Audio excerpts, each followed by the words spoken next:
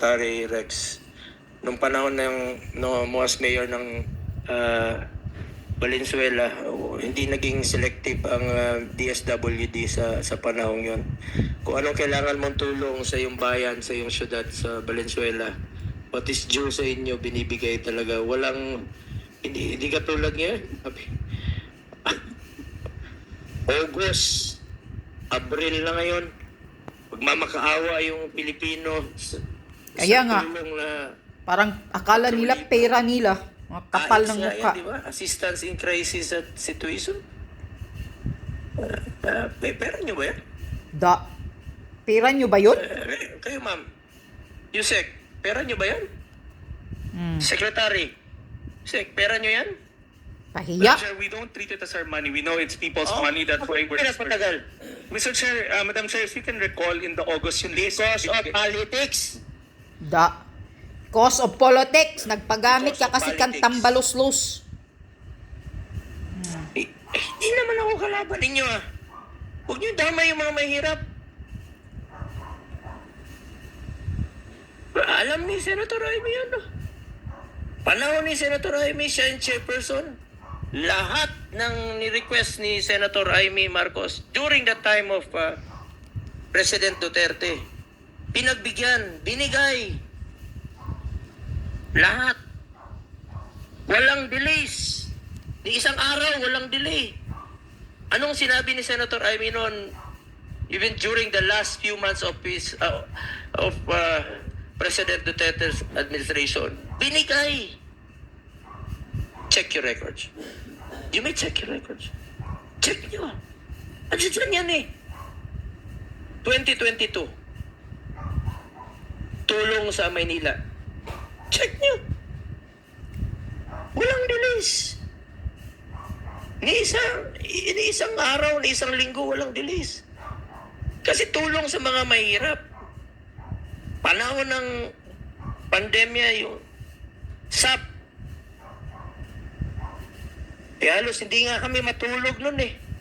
Para mabigay lang sa lahat yung tulong na social amelioration program ng gobyerno. Dahil pera ng tao yan. Ibalik sa tao yan. Correct. Hindi atin yan. Para sa mga mahirap yan. Balik nyo sa kanila.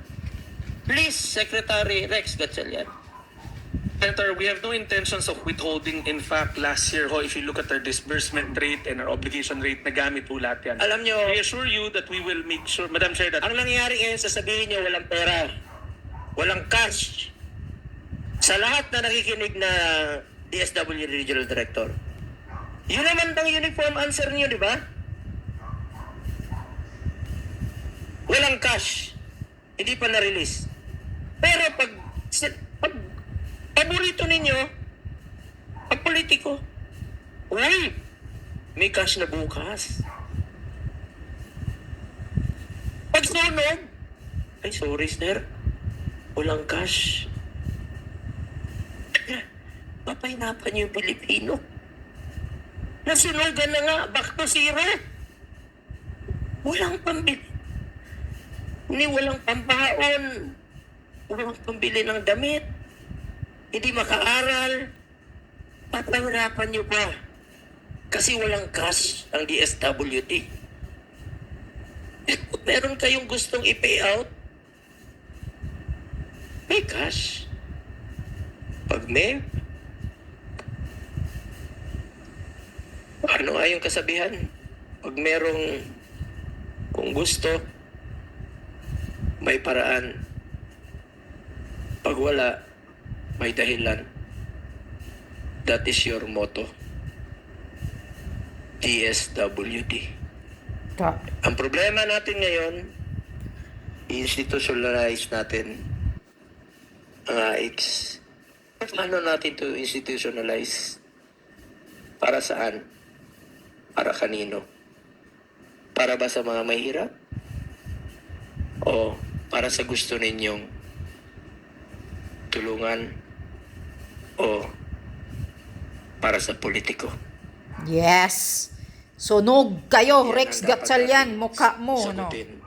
Na nag-aantay ng sagot ng taong bayan.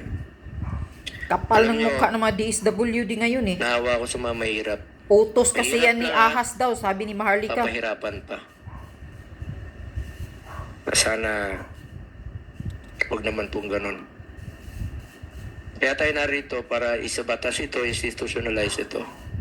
Pero kung isa sa batas lang natin ito, hindi yung mga mahihirap ang mga kinabang. Huwag na lang. Correct. Pag hindi mahihirap ang makikinabang, wag na lang. Kaya hindi tayo umasenso. Merong mga programa na makakatulong na mapabilis ang serbisyo. Halimbawa, hindi ko naman sa pinagmamalaki. Andyan yung Malasakit Center. Walang pili yan. Basta Pilipino ka, qualified ka, pumila ka lang doon, tuturuan ka ng social worker. Pagpatuloy nyo lang yung mga programa na makakatulong. Huwag niyong pigilan, huwag niyong sirain. Huwag niyong pahirapan ang Pilipino. Pera po ng taong bayan yan. Kanila po yan. Sa Pilipino po yan. Yun lang po, Madam Chair. Paki-update. Oh, no. Yan, dagdagan ko pa. Secretary Gatchalian, di ba kayo nasunog? Hindi ba nahihiya yung pagmumukha ninyo mga DSWD? Kasi, nagpapagamit ka, Gatchalian, kay Tambaluslos. May nakikita doon na namimigay kayo ng mga ayuda, andyan pa si Tambaluslos, si Speaker, kasama at yung asawa. Nagpapagamit ka, kaya tama yung sinasabi ni Senator Go dahil sa pamulitika. Kaya dinidilid-dilid ninyo. Ang dami ng reklamo ng taong bayan. Dinidilid-dilid ninyo yung pagbibigay. Di ba kayo nahihiya? Ikaw, Madam Director, kapal ng mukha mo? Ngayon, sabi ni Senator Gu, pagbawalan mo siyang magpunta doon, pati yung pangalan niya, bawal i-mention. Bakit? Yan ba ang utos ni Lisa Marcos sa inyo? Dahil yun ang sinasabi ni Maharlika. Na lahat kayo himod poet kay Lisa, utos ni Lisa Marcos yan. Na ang lahat ng mga nakabilong kay Duterte, kailangan pagbawalan. Yan ang sabi ni Maharlika. Utos lahat daw yan ni Lisa Marcos. At anyway, sino ba naman ang naka-assign dyan sa DSWD? Diba si yung pinsan ni Aranita? Yun ba yun? Parang siya yun eh. Undersecretary dyan. Sino ba yung pangalan? Si Pinky?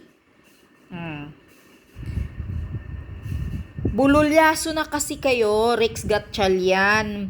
Nakikita na nagpapagamit ka, yung namimigay kayo ng mga ayuda.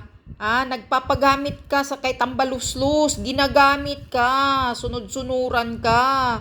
Tapos ngayon, deny ka pa na hindi ka nagpapagamit yung opisina mo sa politika. Kitang-kita po. Ang kakapal ng mukha ninyo, dagdagan ko pa, hindi nyo pira yan. DSWD, hindi nyo pira yan. Kapal ng mukha ninyo, ibalik nyo yan sa taong bayan, iayos ninyo, ibigay ninyo on time. Imagine, 5 buwan na, hindi pa naibigay hanggang ngayon. Hindi ba mga, bakit? Pira ba ni Lisa Marcos yan? Pira nyo ba yan? So sana kidlatan kayo, kapal ng mukha ninyo, mga walang hiya kayo.